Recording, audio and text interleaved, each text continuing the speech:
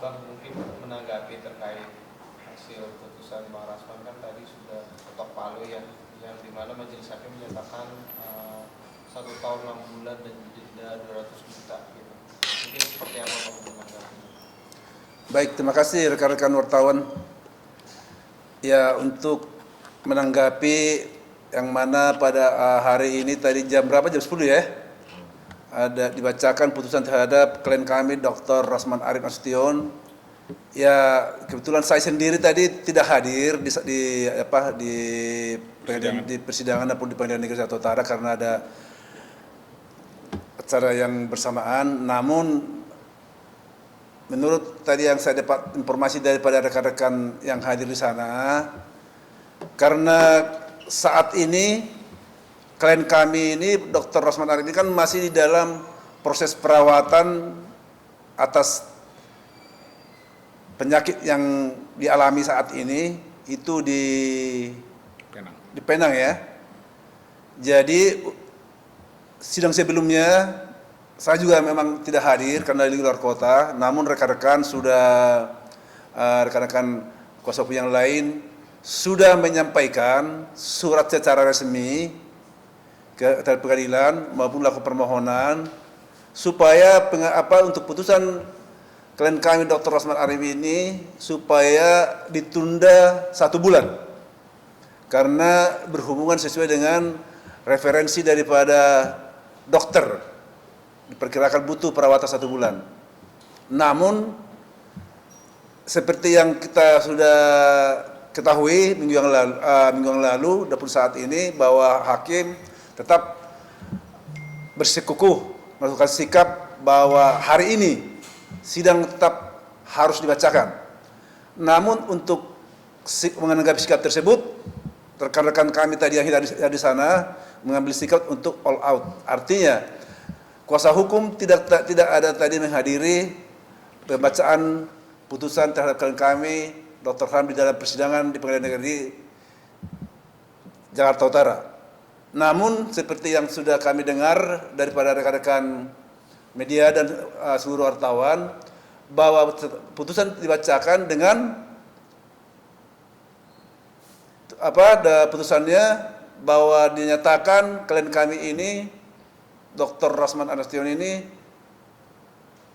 terbukti bersalah dan untuk itu dijatuhkan hukuman 1,5 tahun penjara dan denda 200 juta rupiah. Kami sebagai kuasa hukum daripada Dr. Ran tentu sangat keberatan terhadap putusan ini. Kenapa kami sangat keberatan? Tentu kita bicara fakta. Faktanya dari semua proses persidangan, mulai daripada pemeriksaan saksi pelapor Dr. Hotman Paris Hutapea maupun saksi-saksi fakta yang dihadirkan oleh Dr. Hotman Paris Hutapea maupun ahli-ahli keterangan ahli yang dihadirkan oleh jaksa penuntut umum, baik itu dari pihak pelapor dan juga dari saksi-saksi fakta yang dihadirkan oleh klien kami sebagai terdakwa maupun juga keterangan-keterangan yang terkait persidangan, poin secara keseluruhannya jelas di sana bahwa apa yang didakwakan oleh jaksa penuntut umum sebagaimana diduga adanya klien kami melakukan pencemaran nama baik sebagaimana diatur dalam Undang-Undang ITE dan juga ada juga pasal 55 dan 56 itu kami lihat secara terang benderang tidak ada secara terang terbukti ada pelanggaran itu. Kenapa kami katakan begitu? Karena Dr. Hotman Paris sendiri pun di dalam persidangan jelas mengatakan salah satu ya yang dinyatakan bahwa klien kami ini melakukan pencemaran nama baik, dinyatakan bahwa Dr. Ran mengatakan bahwa Hotman Paris itu adalah kelainan seks. Diduga. Diduga melakukan kelainan seks. Diduga ya. Namun, waktu saya sendiri atau bertanya kepada Dr. Ran dan Dr. Hotman Paris Hutapea, peristiwa yang konferensi pers pada tanggal sekian yang menyatakan bahwa Hotman Paris Hutapea itu diduga kelainan seksual itu dan lain-lain. Siapa yang menyatakan itu? Saya tanya langsung itu Pak Paris. Dia menyatakan yang menyatakan itu adalah bukan Dr. Ron tapi Ibu Neti. Itu jelas itu. Di dalam persidangan terungkap bahwa yang menyatakan itu dalam konferensi pers yang menyatakan bahwa Hotman Paris itu adalah kelainan seks dan lain adalah Ibu Idila Neti, bukan Dr. Ran. Itu jelas, itu fakta, itu langsung pelapor dulu itu. Tuh. Terus selanjutnya bahwa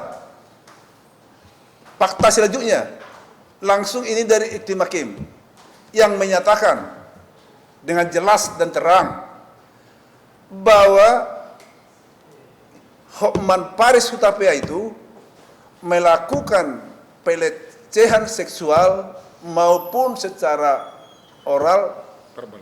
dan verbal dan fisik ya, fisik itu langsung Iklim Hakim itu fakta itu Sidang tertutup.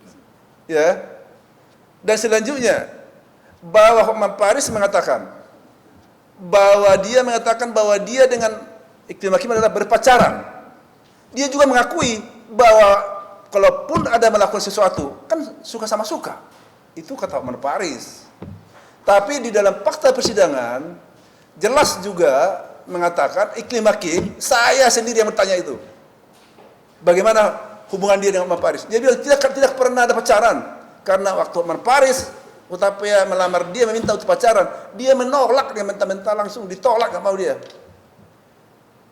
Dan itu satu. Dan atas dasar itulah salah satu seperti yang dibilang Iklim Hakim bahwa Iklim Hakim jadi mengundurkan diri dari aspirasi Hotman Paris karena peristiwa satu yang diminta pacaran, kedua peristiwa yang terjadi 2 kali di mobil Lexus, 1 kali di apartemen, 1 kali di klub. Itu kita tanya langsung itu. Terus kita tanya sama saya langsung bertanya lagi nih sama Iklim Hakim. Karena Iklim Hakim mengatakan, tolong ini jangan ditanyakan lagi. Saya trauma, saya tidak mau lagi mendengar bahasa itu. Saya tanya, saudara saksi, peristiwa apa sebenarnya yang terjadi pada saat di mobil Lexus 2 kali, di apartemen Moi, sama di klub, sehingga saudara sampai merasa sangat trauma tidak mau menyatakan ini. Dia bilang, saya tidak mau lagi mengatakan itu. Itu faktanya. Jadi, ya ini tentu, dan masih banyak sebenarnya fakta-fakta yang terjadi yang menurut kami, yang menyatakan, itu satu. Kedua, masalah kuasa. Bahwa di dalam BAP, Iklim Hakim mengatakan tidak pernah memberikan kuasa kepada kami Dr. Ran. Ya. Itu jelas juga terungkap dari persidangan bahwa surat kuasa, dia katakan surat kuasa pernah diberikan. Karena diberikan lah makanya pernah ada pencabutan kuasa. Itu. Jadi itu. Dan selanjutnya ada lagi tentang masalah posisi klien kami ini adalah sebagai advokat. Ya, sesuai dengan undang-undang advokat bahwa klien kami ini tidak dapat diproses hukum secara perdata maupun pidana di pengadilan maupun di dalam persidangan maupun di luar persidangan apabila dengan secara etikat baik melakukan pembelaan terhadap kliennya. Kan ini semua kan dengan etikat baik. Kenapa etikat baik? Di semua konferensi pers terkait dengan penanganan klien kami terhadap Iklim Hakim, klien kami selalu menyatakan ada bahasa diduga dan diduga keras. Itu. Dan selanjutnya, di dalam konferensi pers pun Iktim Hakim juga mengakui bahwa dan ada chatnya itu yang meminta untuk ini dirilis konferensi pers ini adalah Iktim Hakim. Itu ada chatnya kok itu. Dan kita ungkap dari persidangan semua itu, terang benderang semua itu. Jadi klien kami ini pun dalam semua melakukan konferensi pers yang sudah berulang kali kita katakan, semua yang dikatakan itu, yang disampaikan di media itu, mungkin sama rekan-rekan media, adalah atas keinginan, kehendak, dan permintaan kliennya pada saat itu adalah Iktim Hakim, bukan keinginan klien kami dokter terang. Jadi di mana ini kok bisa dikatakan ini? Kalau ada putusan hakim mengatakan kami tidak ikutin ya pertimbangannya. Kalau dikatakan ini diputus, terbukti dihukum 1,5 tahun penjara dan denda 2 juta. Tentu pertimbangannya apa? Apa yang terbukti? Kan itu. Sedangkan menurut kami tadi itu semua tidak ada terbukti itu. Dakwaan yang didakwakan oleh jaksa penuntut umum, makanya selalu kita bilang harus bebas ini klien kami, harus bebas. Jadi namun ya nggak apa-apa. Ini kan bagian daripada hak dan kewenangan daripada hak prerogatif daripada majelis hakim, tapi harus tentu harus berdasarkan pertimbangan-pertimbangan dan fakta-fakta yang terungkap dalam persidangan. Itu kan apalagi dari live semua ada ini ya kan.